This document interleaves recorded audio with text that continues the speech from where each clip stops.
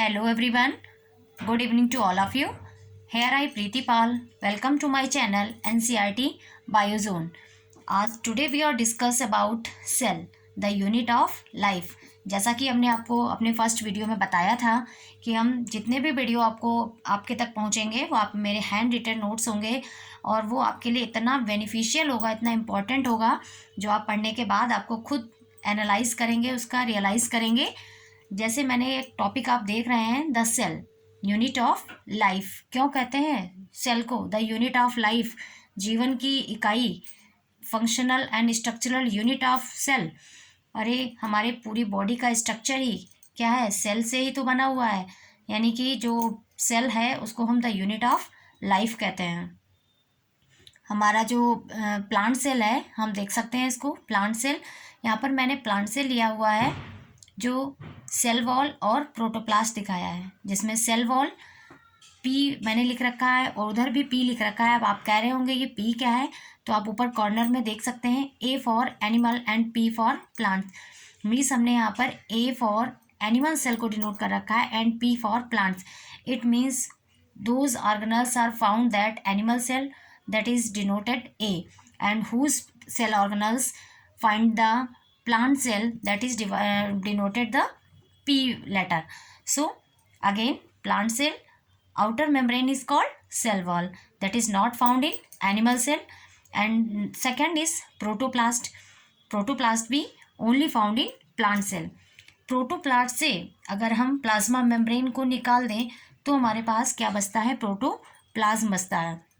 अब देखिए plasma membrane, animal cell की first membrane is called and plasma membrane and then protoplasm. उसके बाद बचता है यहाँ पर ये प्लाज्मा मेम्ब्रेन एनिमल सेल और प्लांट सेल दोनों में मिलता है, जबकि प्रोटोप्लाज्म जो है वो एनिमल सेल और प्लांट सेल दोनों में मिलता है।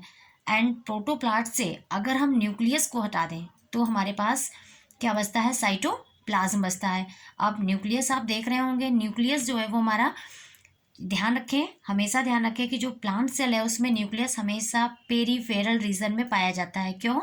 क्योंकि प्लांट सेल का 90% वॉल्यूम वैक्यूल घेरे रहता है, इसलिए। और एनिमल सेल में न्यूक्लियस सेंट्रल रीजन में पाया जाता है।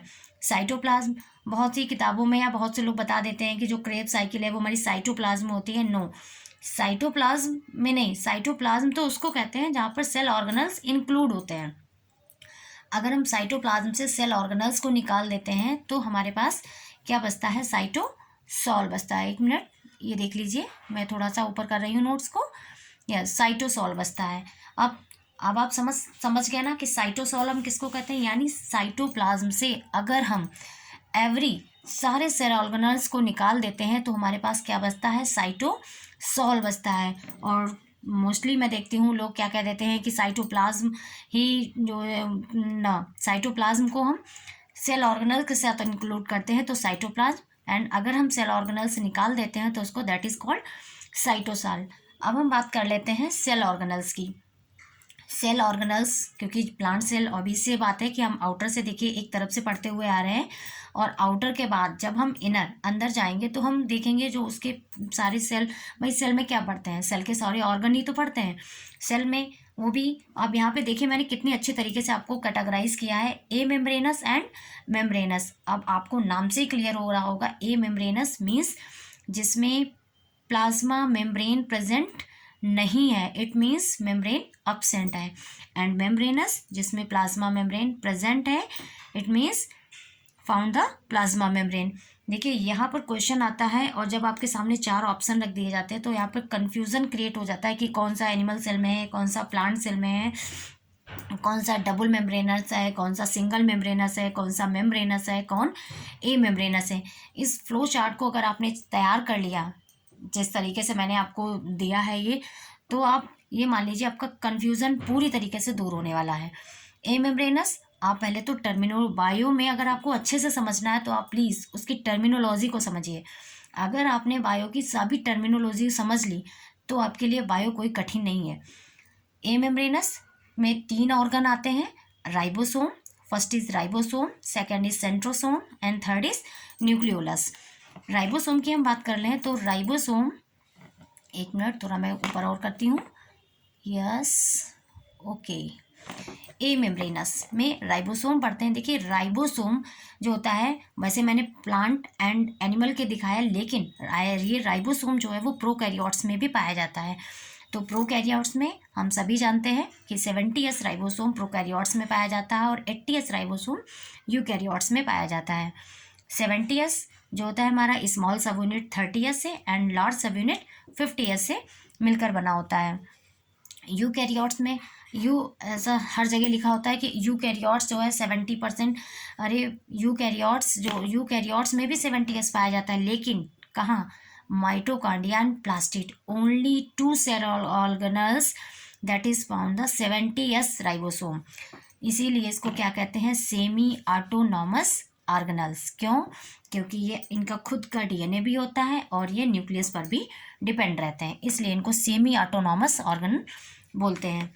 80S दैट इज स्मॉल सब यूनिट 40S एंड लार्ज सब यूनिट 68। तो ये हमारा राइबोसोम हो गया। नेक्स्ट वन इज, अब पता है आपको राइबोसोम कहाँ पाया जा रहा है, प्रोकैरियोट्स में, प्लांट्स एंड एनिमल में, याद रखेंगे इसको। आगे हम देखते हैं अपना सेंट्रोसोम।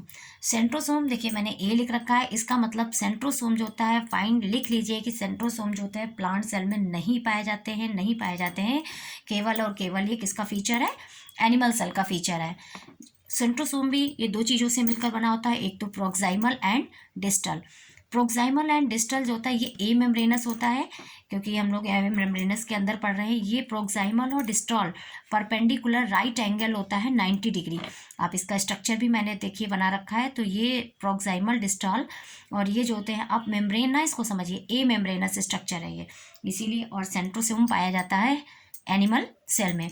इधर बात कर लेते हैं न्यूक्लियोलस, यानी कि सभी को पता है जो न्यूक्लियोलस होता है वो ए मेम्ब्रेनस होता है, जिस पर प्लाज्मा मेम्ब्रेन अब्सेंट होती है, जो कि प्लांट और एनिमल सेल दोनों में पाया जाता है।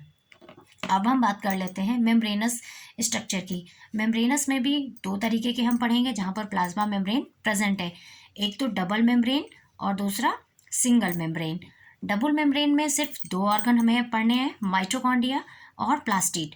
माइटोकॉन्ड्रिया हमको पता है कि ये कहाँ पाई जाती है, प्लांट एंड एनिमल में, जबकि plastid only found in plant cell.